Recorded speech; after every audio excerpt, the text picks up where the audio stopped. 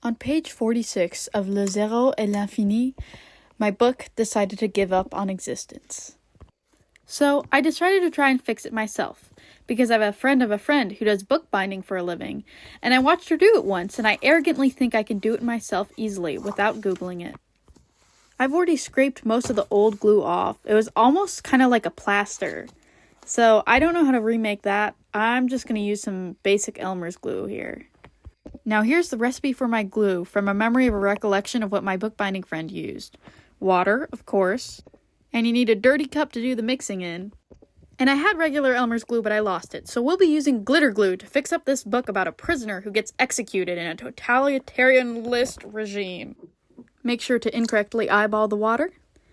And go back in for a little more. Yeah, there you go. There you go. And here comes our most important ingredient, glitter glue. And if you're wondering what the recipe is, I think it was about equal parts glue, equal parts water. I'm honestly not sure. Just figure it out. And then attempt to mix it with one hand, and then realize that's impossible, and inevitably mix it off screen. So it turned out really gloopy, and I've done this with regular Elmer's glue before, and trust me, it works. So I think it's just because it's glitter glue. I tried in vain to paint this half-baked concoction on, and you can't see it here, but I'm starting to rethink the whole point of mixing it in with the water, because I seriously don't think it worked, at least not with the glitter glue. And of course I had to come back in with just straight glue, because honestly that watery glue solution was seriously not going to hold this book together. If it can't be held together by spackle, then it's not going to be held together by water. And then I just spread it out with a paintbrush to be more even.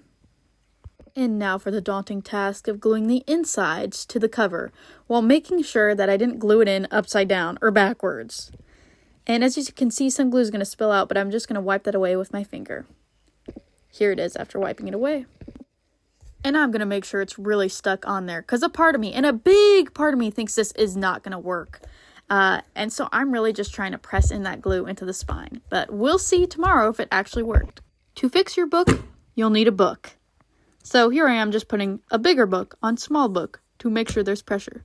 Make sure to caress the book and give it positive affirmations before telling it good night. It is now the next day, and I'm going to see if this bookbinding glue even worked. It feels secure to my unprofessional eye, and I flipped through it a little bit. You know, I'm not going to try and rip it out or anything, but it's kind of got glued on the sides here, and from just me moving it around, it seems to be doing fine. And you'll see here at the edge of the book and the spine, there's kind of a gap between the cover and the ream of pages. So I don't know about that. That kind of seems like it's going to fall out again, but oh well, it's good enough. And things only need to be good enough. I will update you when, not if, when it falls out again.